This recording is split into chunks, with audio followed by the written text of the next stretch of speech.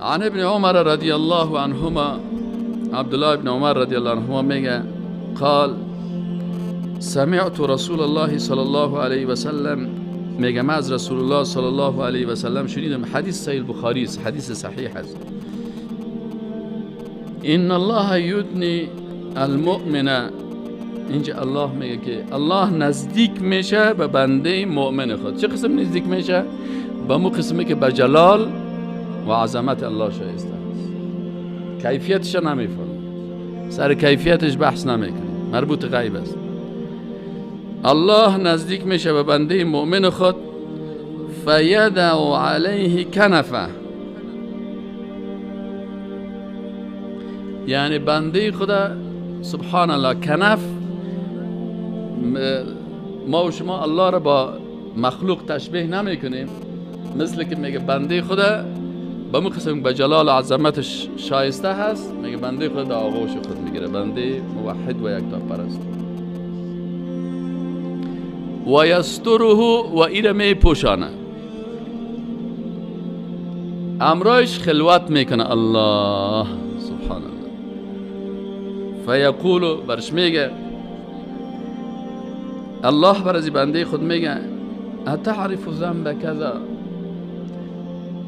اینی گناه را فلانی وقت فلانی منطقه کردی، فلانی منطقه کردی دغه گناه و که پیاد دیده، اتعرف ذنب کذا، آیا اینی گناهی که فلان وقت کردی به یادت است؟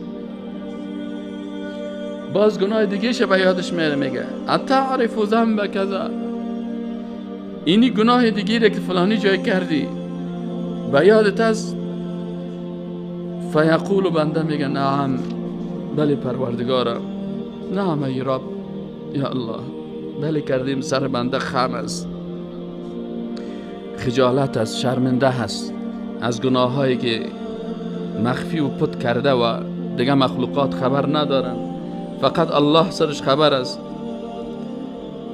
حتی اذا قرره بذنوبه، تا ای که اقرار از اینه تمام گناهایش میگیره، یک گناه های از اینه اقرارش میگیره، فلانی وقتی اینی گناه را کردی، فلانی وقتی اینی گناه را کردی، فلانی وقتی اینی اشتباه را کردی، فلانی وقتی اینی کار را کردی.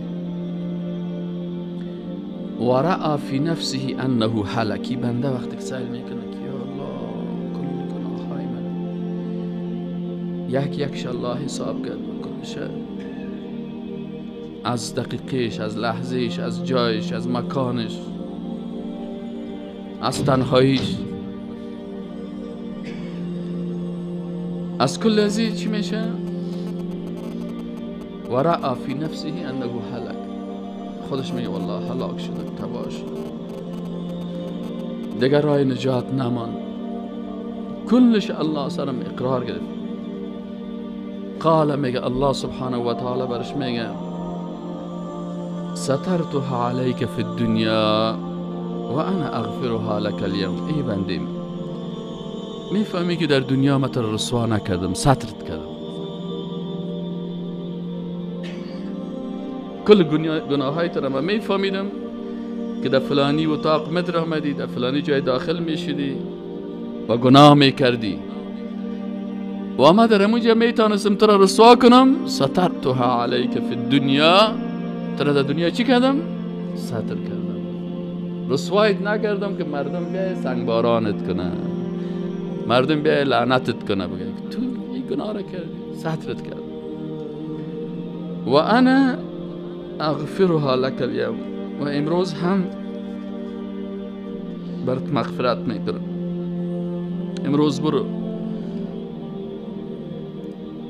در دنیا سترت کردم، حالا میبخشم، حالا برات چی میکنم؟ سترت میکنم، کس را خبر نمیزم.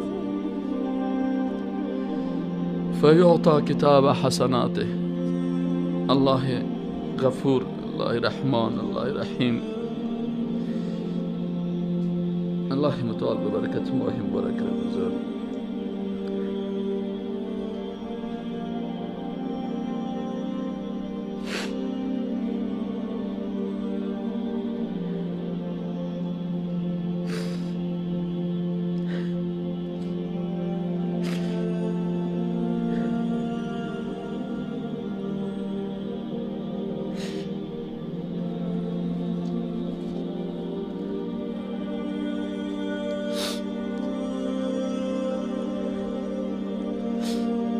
سترتها عليك في الدنيا. ای بنده من، گناه های تو را ستر کردم در دنیا.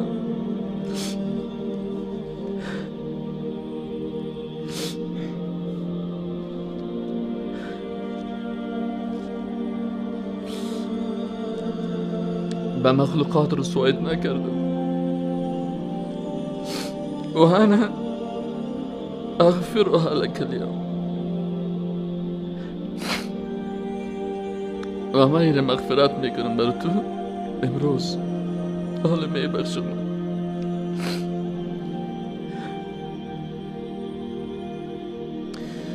فیعطا کتاب حسناته. بر از این دفتر اعمال حسناتش داده میشه.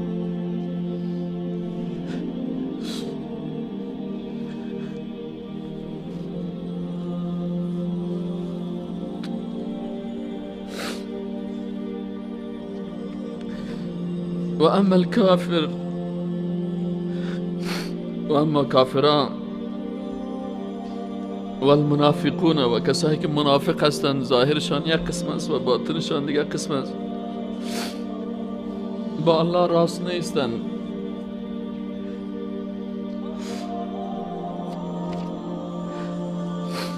در اوامر الله صداقت ندارند، قلبشان با زبانشان با اعمالشان یک قسم نیست. فیقول الاشهاد، یا رسوا میشن، شاهدان صدا میکنن هؤلاء الذین کذبوا علی ربهم، اینا کسایی هستند که بالای پروردگار خود تکذیب کردن.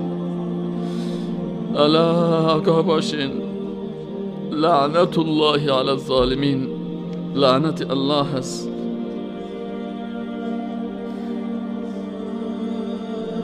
لعنت الله هست بر ظالمان، کسایی که سر نفس خود ظلم کردن،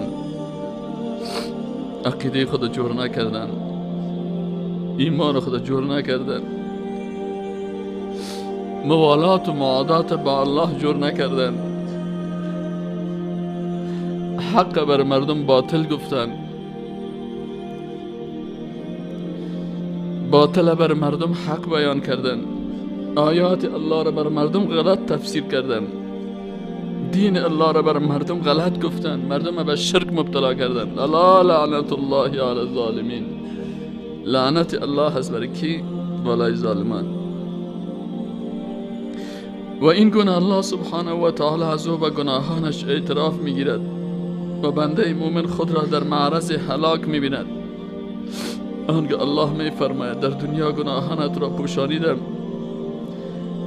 امروز نیز آنها را میپوشانم و مورد مغفرت خود قرار میدهم.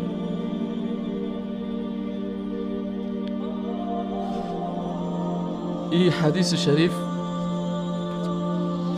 یک بشارت بسیار خوب است، یک خوشخبری بسیار بزرگ است که رسول الله صلی الله علیه و سلم برای مؤمنان بیان میکنند.